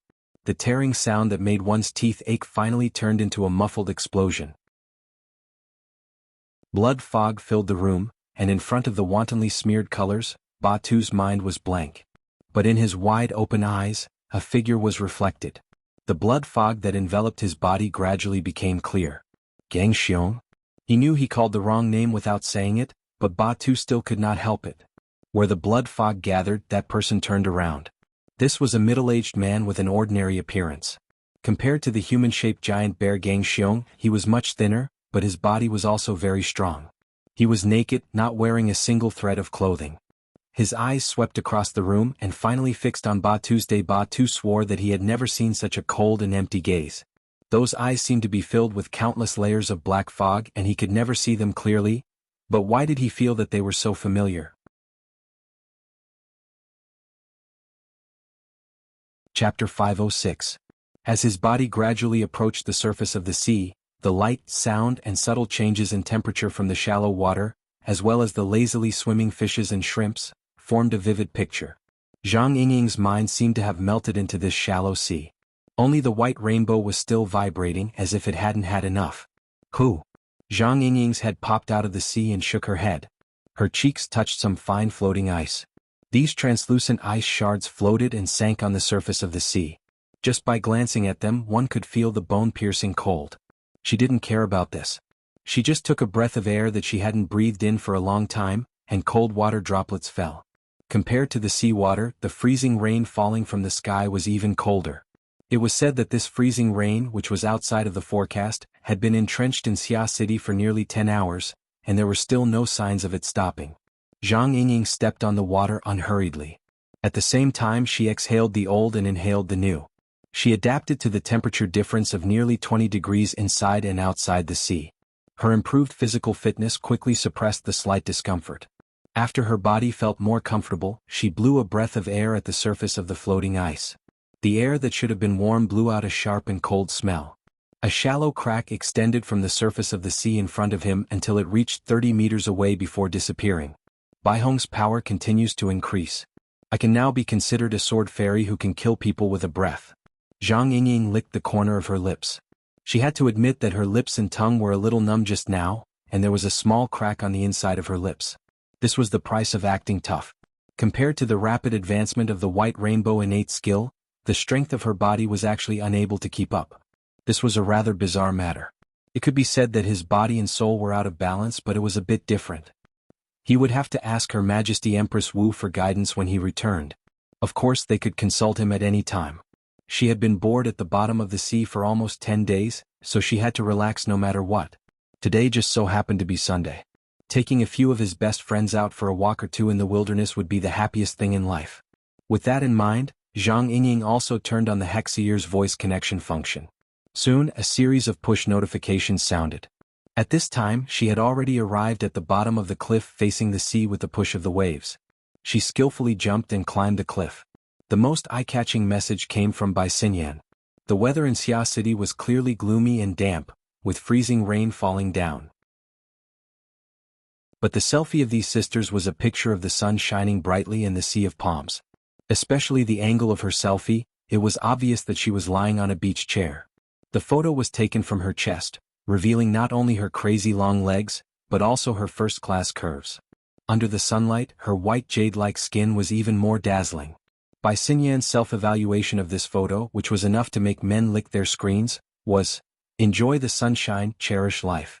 Zhang Yingying liked the post and commented, "Slut, who are you trying to seduce with old photos?" Ding dong, the other side actually replied within seconds, "It's obviously the latest." No. Only then did Zhang Yingying realize that something was wrong. At this time another voice rang out. It was still by Xinyan. "Using this to seduce a 16-year-old boy, will he be forgiven? Starting from 3 years, but for an old woman like you, it's a huge profit." Why does this sound so wrong? She sent him a private message. "Where are you? Let's go shopping." Hehe, in Chan City, you can't enjoy two kinds of holidays. When did you get there? Last night in Xia City. The weather isn't good, so hurry up and run. Zhang Yingying clicked her tongue. She felt that it was strange. She understood her friend's personality very well. The more senseless her words were, the more often there was a deeper meaning behind them. Did something happen? Bai Xinyan didn't say anything more to her. "See you in spring. You have to seize the moment to enjoy life in the sunshine." It was as if she had a terminal illness. Tui. Zhang Yingying wanted to ask a few more questions, but at this time the topic she had been paying attention to was updated. It was on the headquarters website. Her Majesty Empress Wu had personally issued the RT-8313 Honor Points mission. It was supposed to be a historical number of people replying to the mission, and it was a benign exchange of pointers. But now that loathsome RE and her inventions of Spray Pot Man and Summer Blow had led it astray. It had become a battlefield for territorial killings. If it weren't for the fact that she was at a critical juncture in her cultivation, Zhang Yingying would have long since taken command and gone to war with those scum from headquarters. She hadn't vented in time, so she had been holding her breath. She maintained a high degree of attention and intense obsession with the situation over there. But what the hell was with this pushed news? Who gave this news to? Holy crap. Exploration News Agency, Xia City, December 9th. The Xia City Security Bureau has confirmed on the evening of the 8th that riots occurred in many areas of the city, resulting in many deaths. The Xia City Police Department has posted on their official social media accounts that the riots occurred around 2200 hours on the 8th. They involve a wide area, and the composition of the participants is complex. At present, 47 people have died in the riots. Of the 24 administrative districts of Xia City, 12 have already entered a state of emergency. The press release was in a rigid format, but the explosive content made people dumbfounded. Zhang Yingying was like this. She had already climbed to the middle section of the cliff where she was temporarily resting in her little nest. She didn't have the mood to rest after seeing this news. She didn't even change out of her diving suit. She continued to climb and jump. She crossed over 2 layers of road and arrived at the very top of the cliff. It was also the highest point of the surrounding coastline. She climbed high and looked into the distance.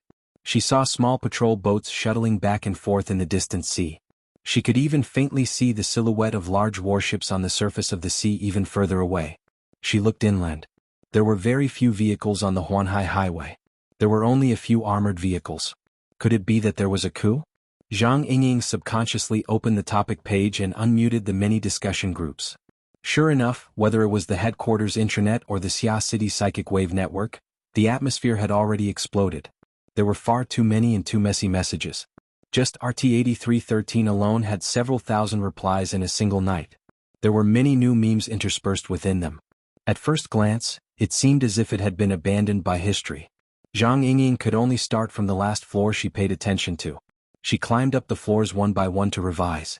She also read the news to make up for her lessons. It didn't take long for her to find the most important floor amidst the flood of replies. It was probably due to the excitement that caused his hands to tremble and his tongue to tremble. The speaker left behind a paragraph of confusing logic and subtle meaning. I don't know if it's drooping or not. I only know that Grandma's dripping sword is too terrifying. Her terror in Xia City is multiplied by 2. Fortunately, this message was accompanied by a more realistic video. Combined with the content of the video, it should be nighttime in Xia City. A large number of police cars and related police personnel were parked at the intersection of the streets. They were densely packed, but what was even more eye-catching was a corpse being carried out from the crowd. The person who recorded the video should be an internal member of the police. They even had the opportunity to do a close-up of the corpse's face. At first, the camera didn't capture the main point. It wavered on the corpse's fine armor, body characteristics, and other aspects. But soon, the person who recorded the video focused on the corpse's head. The eyes, nose, and mouth were all dark with blood. Especially the eyes. They were abnormally swollen. The crystal in one of the eye sockets had already exploded, leaving behind a black and red blood clot. Did I float in the air the wrong way? Xianxia couldn't help but ridicule herself. The atmosphere of Xia City was a complete mess overnight. As for herself, she couldn't help but think of a certain spray pot man when she saw the dripping sword. But even if she thought about it with her toes, this sort of pure slaughter wasn't something a child would do. As for the machine gun-style killing technique, aside from Her Majesty the Empress Wu, she really hadn't seen anyone else perform a similar demonstration. Just as she was letting her imagination run wild, a new related push notification arrived. It was a link to a live broadcast. She subconsciously clicked on it and saw a capable and experienced woman give a thumbs up from behind the screen. Frontline dispatch, life combustion. I am a battlefield reporter who accidentally traveled to Xia City.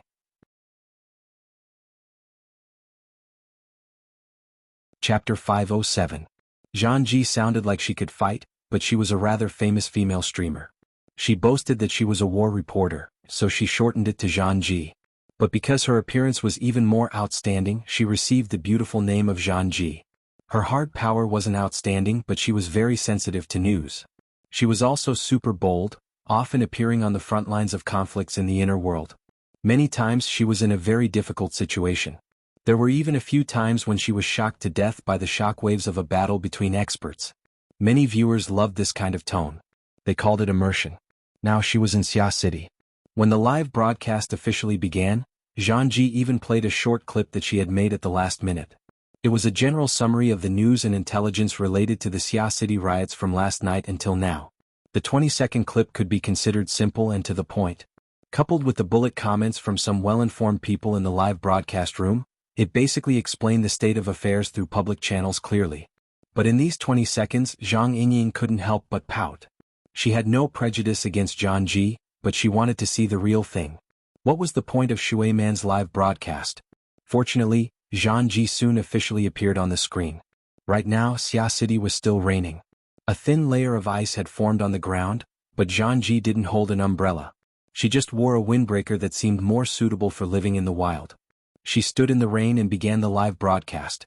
She spoke very quickly, but her enunciation was clear. Good morning, friends. Xia City is currently in a state of emergency due to reasons known to all. This highly effective killing mode suspected to be the dripping sword is very eye-catching. Many friends hope to obtain more detailed information.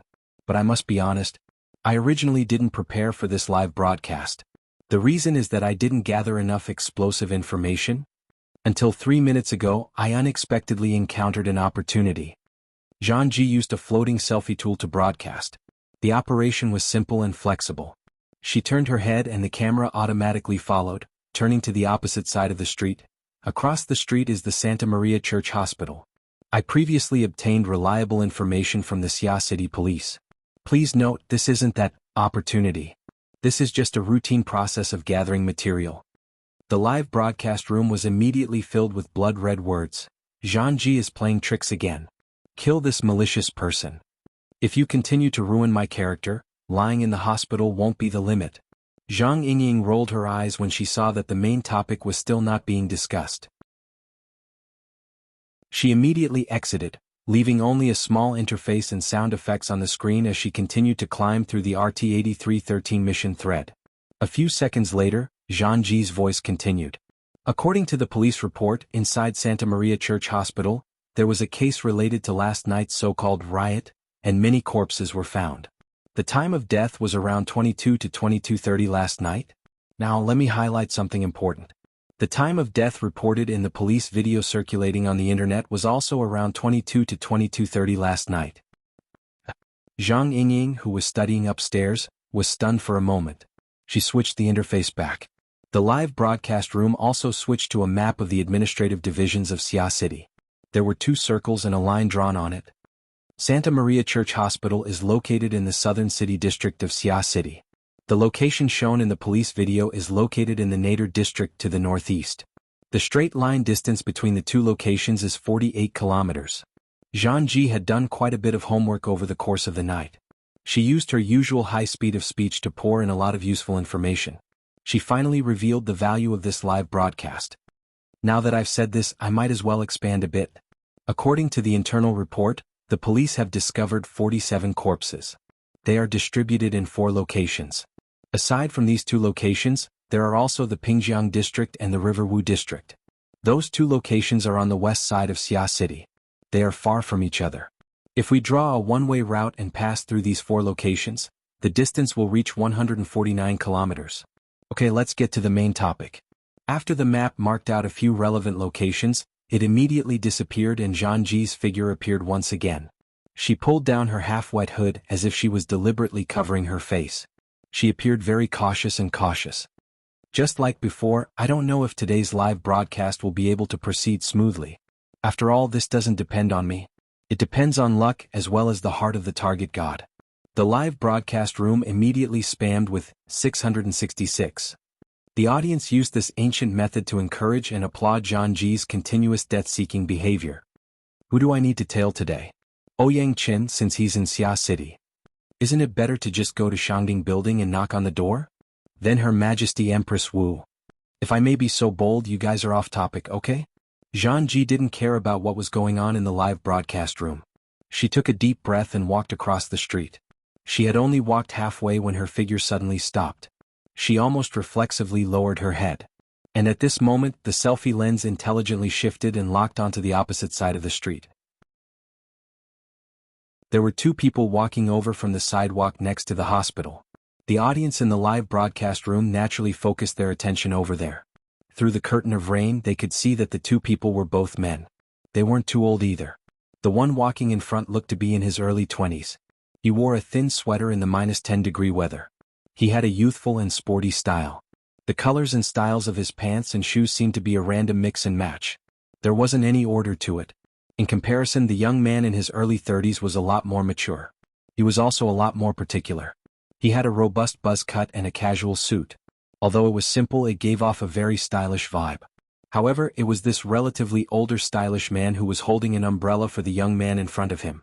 This seemingly odd combination happened to be walking in the opposite direction of Zhang Ji. The distance between the 2 was rapidly closing. The majority of the audience in the live broadcast room didn't see the background of these 2 people. They didn't understand why Zhang Ji was acting so nervous. However, the highly interactive mode quickly pushed the answer to the most conspicuous position. Holy crap, Tianbang. Tianbang? That blood prison? The number 1 person below the transcendence? This isn't tailing, it's a collision. The audience in the live broadcast room instantly became excited. Blood prison Tianbang was undoubtedly one of the strongest people in recent times. He had a solid battle record of directly killing Mo Luan. He also had a military background and held a large number of troops. In terms of destructive power and influence, he was even more astonishing than some of the lone transcendents. Many channels were saying that if Tianbang was given a large group of 50 or so deep blue walkers, he could even kill transcendents with the support of the integrated formatted domain, and escape unscathed. Because of this, busybodies called him the number 1 person below the transcendents. He was the signature of the military. Amidst the commotion in the room, Zhang Ji whispered, "Oh, this is the chance." When faced with this kind of situation, other people would have to consider the consequences. However, Zhang Ji was able to occupy a position in the inner world in such a traditional way because of her decisive action. She only used 1/10 of a second to digest her astonishment. Then she charged straight ahead and opened her mouth to say, "Hello God Tian. I'm the live broadcast host of the Zhang Ji Frontier Project. I'm called, How Long Can You Last With This Toy?" Faced with the woman who came out from the side and the filming equipment floating in the icy rain, Tianbang's reaction exceeded almost everyone's expectations. especially his performance of opening his eyes wide and tilting his head to look at the camera. He was the first to appear before the eyes of all the ability users watching the live broadcast. Wow, so cute. Xianxia has been instantly killed. What a dirty line. This was the first time the vast majority of people saw Tianbang. It was hard to imagine that this major general of the military, who had killed a veteran B+ rank powerhouse, was actually such a down-to-earth young man. The live broadcast page immediately flooded the screen. At the same time, they expressed delight in Xianxia's misfortune. As for the dripping sword, the chaos in Xia City and other such matters, they were actually secondary. But they never imagined that Tianbang would take the initiative to extend his hand after saying the words Xianxia. Xianxia? Right? I've admired you for a long time. It's my fortune to meet you today. His genteel words coupled with his courteous and respectful attitude were like a wondrous peak in the clouds. Although it was right in front of her, it was hard to fathom her entire appearance. Xianxia had lost all initiative from the very first second. She stupidly extended her hand and shook hands with Tianbang. Do you know me? That's right. Frontline report, life ignition. I've seen many episodes of your Xianxia frontier.